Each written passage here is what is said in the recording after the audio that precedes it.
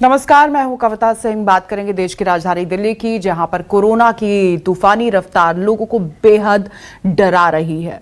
दिल्ली के उप मुख्यमंत्री मनीष सिसोदिया ने कहा है कि 31 जुलाई तक राजधानी में कोरोना मरीजों की तादाद 5.5 लाख तक पहुंच सकती है।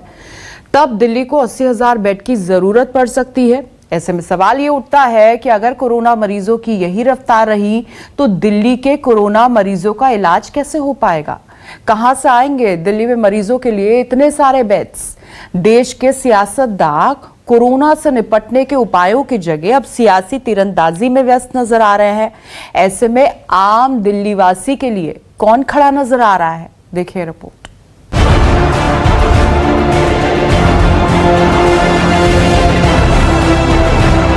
पंद्रह जून तक 44,000 केसेस होंगे और करीब 6,600 बेड्स की आवश्यकता होगी। वही हुआ जिसका डर था। दिल्ली में कोरोना की रफ्तार न सिर्फ तूफानी हो चुकी है, बल्कि अब ये बेकाबू भी हो गया है। खुद दिल्ली के उप मुख्यमंत्री मनीष सिसोदिया ने बताया कि राजधानी में कोरोना के केस 31 मई तक 5.5 लाख तक पहुंच सकते हैं। 15 जून तक 44,000 केसेस होंगे और करीब 6,600 बेड्स की आवश्यकता होगी। 30 जून तक 1 लाख केसेस पहुंच जाएंगे और 15,000 बेड्स की आवश्यकता होगी। 15 जुलाई तक करीब 2.25 लाख केसेस हो जाएंगे और 33,000 बेड्स की आवश्यकता होगी। और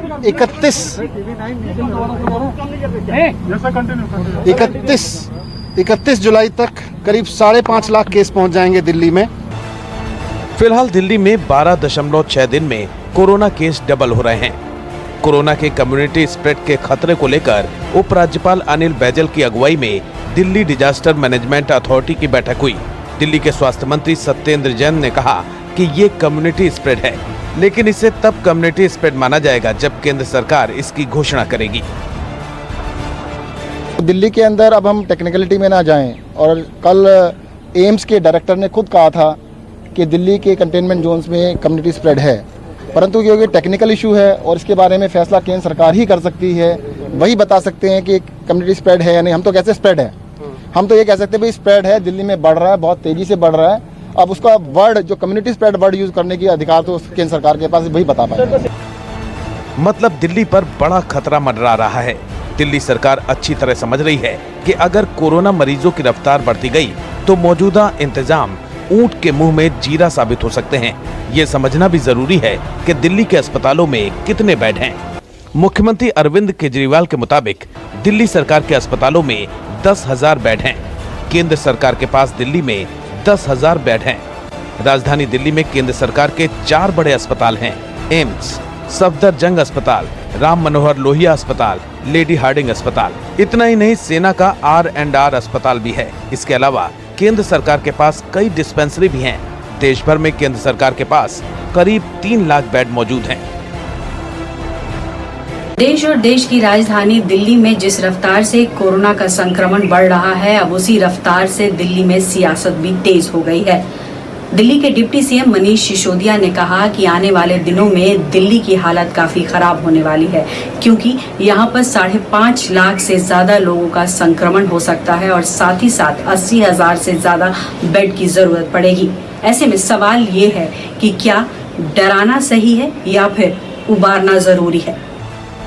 अब ये जानना भी जरूरी है कि दिल्ली का हेल्थ इंफ्रास्ट्रक्चर कैसा है और कितना है।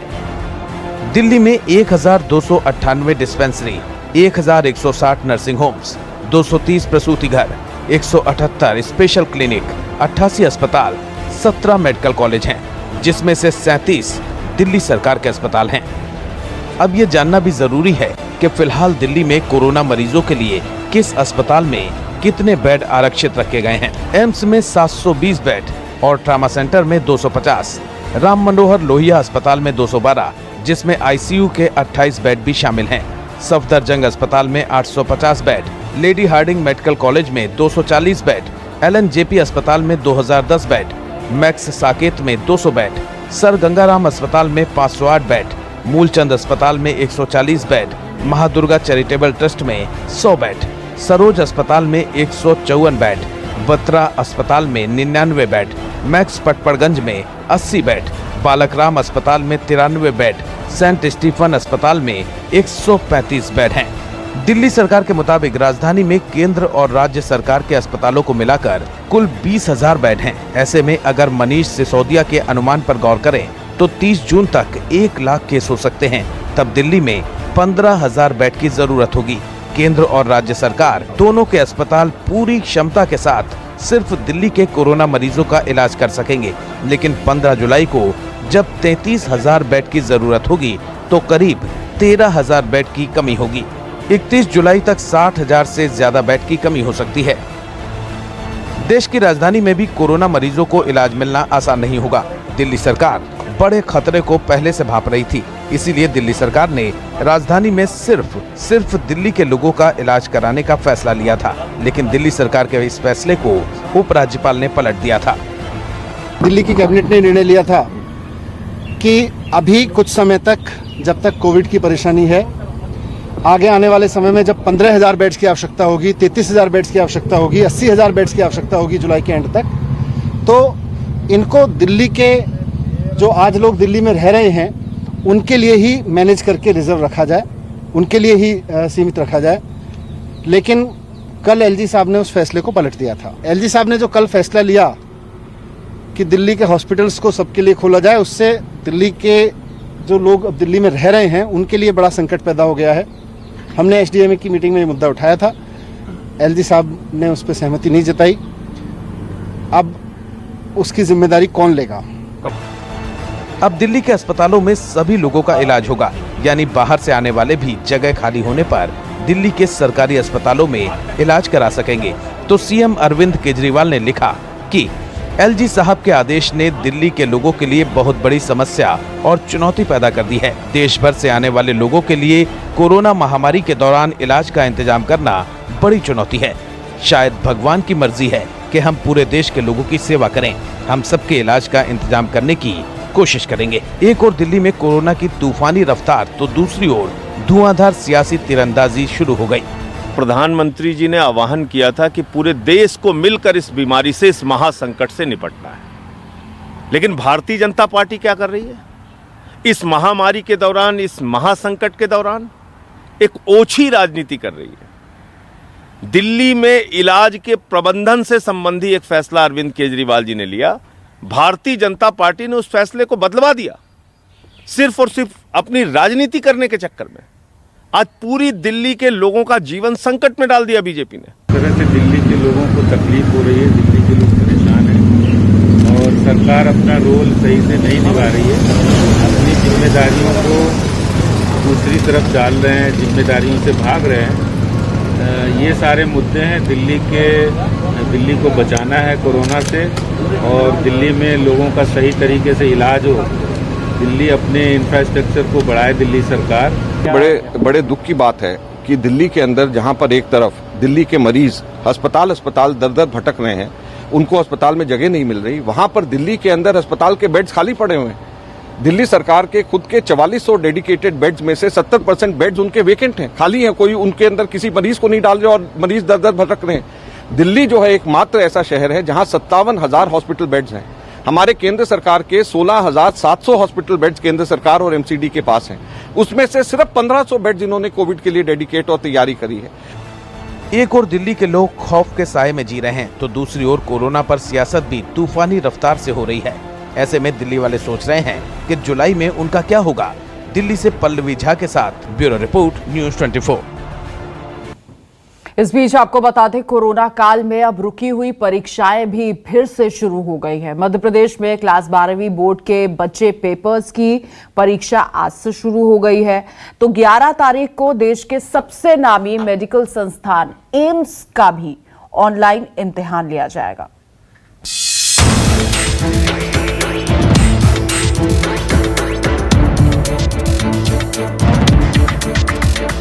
ये भोपाल के वो छात्र हैं जो कई महीने से अपने बचे हुए इम्तिहान देने का इंतजार कर रहे थे। एग्जाम में शामिल होने वाले छात्र छात्राओं का गेट पर सबसे पहले थर्मल स्क्रीनिंग हुई, फिर सभी छात्रों को सैनिटाइज किया गया। मध्य प्रदेश के 97 परीक्षा केंद्रों पर करीब 29,800 छात्रों ने मंगलवार को 12वीं का इम्तिहान दिया। 16 जून तक चलने वाली परीक्षा में कोरोना से सुरक्षा के तमाम एहतियात किए गए।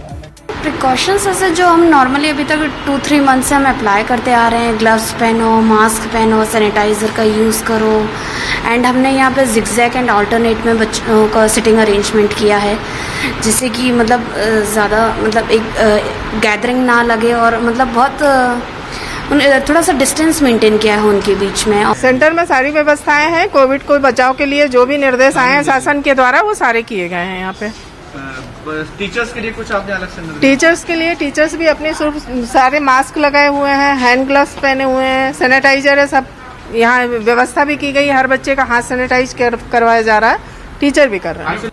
परीक्षा हॉल में भी इस तरह से छात्रों को बैठाया गया जिससे सोशल डिस्टेंसिंग रहे।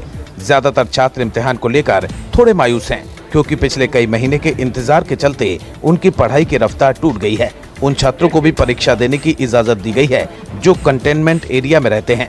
कोचिंग स्कूल सब बंद थे, इसलिए तैयारी करने को उतना मौका तो बहुत मिले, पर वो कोचिंग के टीचर्स के कारण मुझे उतना मतलब नहीं कर पाया पूरा अच्छी से तैयारी। 9 बजे से पेपर है और कॉन्फिडेंस ऑब्वियसली कम हो गया है, क्योंकि हो जाता है ऐसा, इतना गैप हो गया तो वो हाँ, लेकिन टाइम मिला काफ़ी, लेकिन फिर भी वो कॉन्फिडेंस लेवल थोड़ा कम हो गया है। उधर एम्स में दाखिले के लिए 11 जून को ऑनलाइन परीक्षा होने जा रही है। दरअसल इस परीक्षा में नॉन पीजी रेजिडेंट और सीनियर रेजिडेंट डॉक्टर शामिल होते हैं।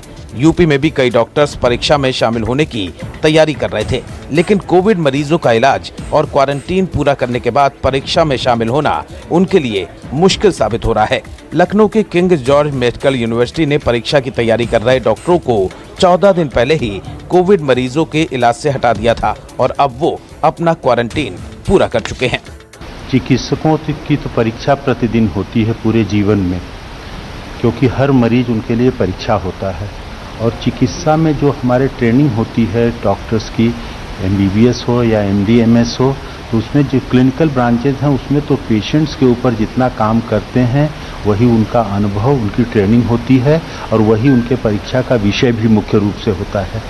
और ख़ास तौर से जब कोविड की ड्यूटी पे होते हैं तो 8 घंटे की शिफ्ट की ड्यूटी के बाद 16 घंटे उनको वहीं पे एक्टिव क्वारंटाइन में रहना होता है और वहाँ पर वो पढ़ाई भी अपनी कर सकते हैं, किसी तरीके का व्यवधान नहीं होता, बल्कि डिस्ट्रैक्शन बिल्कुल ही लॉकडाउन में ख़त्म है। तो इस तरह से उनकी परीक्षा की पढ़ाई की तैयारी में तो कोई बाधा नहीं दिखाई देती है।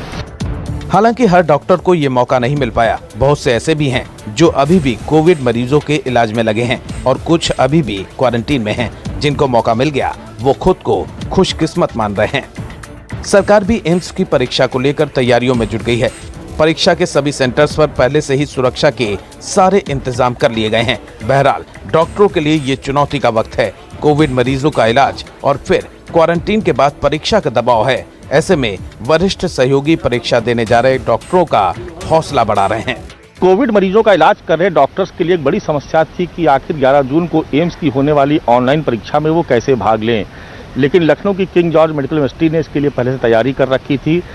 जिन डॉक्टर्स को एम्स की परीक्षा देनी थी उनको कोविड के मरीजों के इलाज से उनकी ड्यूटी 14 दिन पहले ही हटा दी गई थी और 14 दिन का क्वारंटाइन पूरा करने के बाद अब डॉक्टर्स परीक्षा के लिए तैयार हैं। लेकिन इतना ज़रूर है कि लगातार क्वारंटीन में रहने और कोविड मरीजों का इलाज करते करते डॉक्टर्स पर इतना मेंटल प्रेशर हो गया है कि इस बार वो थोड़ा सा असहज महसूस कर रहे हैं।